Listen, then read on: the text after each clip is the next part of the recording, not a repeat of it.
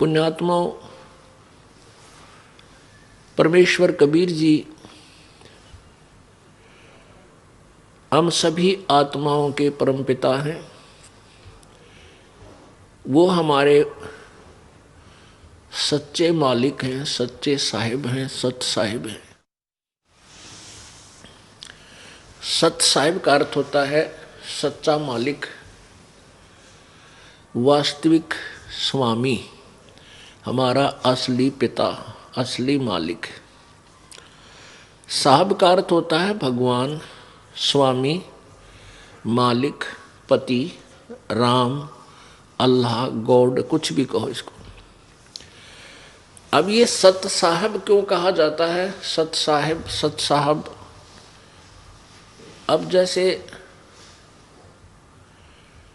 हम यहाँ काल के जाल में फंस गए और ये 21 ब्रह्मांड जेल है, जेल। ये एक प्रिजन है, कारागार है। और इस कारागार के अंदर बहुत से प्रबंधक होते हैं। जेल का सुपरिटेंडेंट होता है, फिर उससे ऊपर भी अधिकारी होते हैं और नीचे भी वहाँ बहुत से अलग वार्डन बनाए जाते हैं जो इंचार्ज कैदियों के होते हैं।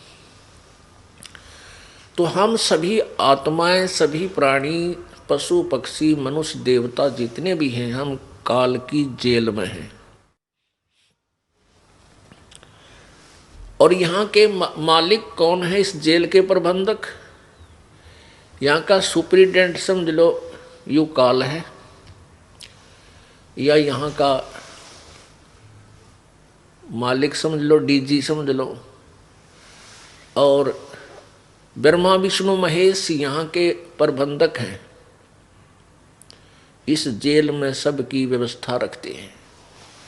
और आप और हम सभी यहाँ कैदी है, ये सत्कर मान लेना। एक पुन्नी एक पापी आया, एक है सूम दलेल रे। गरीब दास सतपुरुष भजन बिन सब ही जम की जेल रे। एक पुन्नी एक पापी आया, एक है सूम दलेल रे। गरीब दास हरि भजन बिना ये सब ही जम की जेल रे। एक पुण्य करता है, पुण्य धर्मी व्यक्ति है, और एक बिल्कुल पुण्य नहीं करता, बिल्कुल कंजूस है, सोम है। अब ये पुण्य करने वाला कहाँ जाएगा? स्वर्ग जाएगा।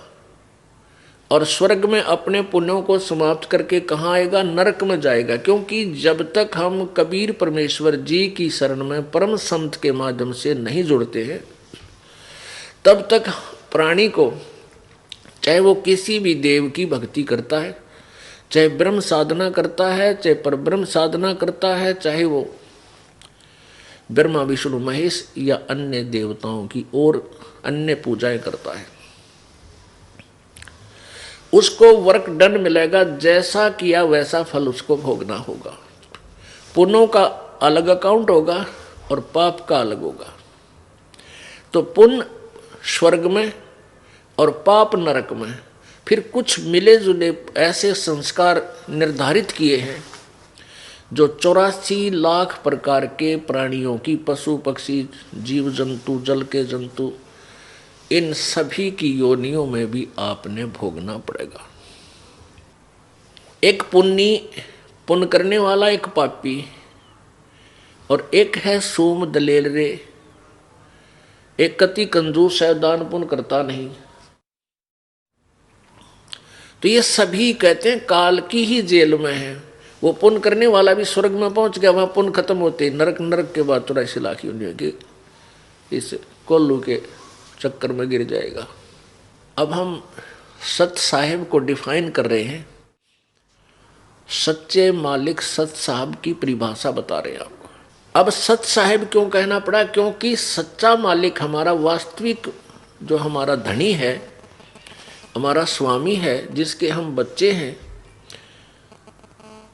वो कबीर देव है, कबीर साहब।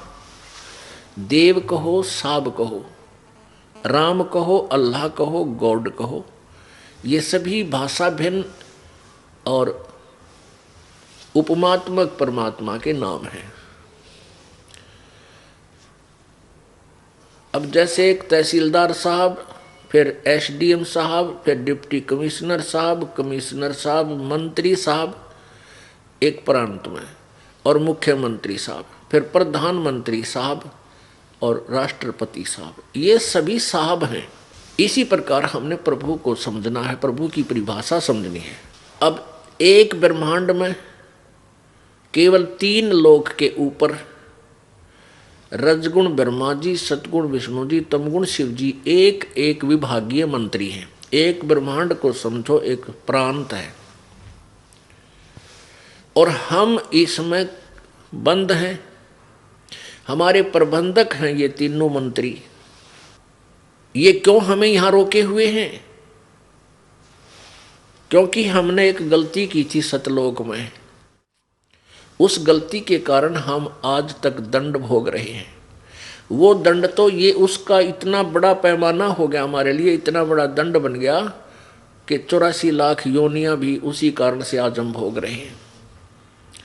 क्योंकि हम अपने पिता को भूलकर उस सच्चे मालिक को, सच्चे साहब को, सत साहब को भूल गए।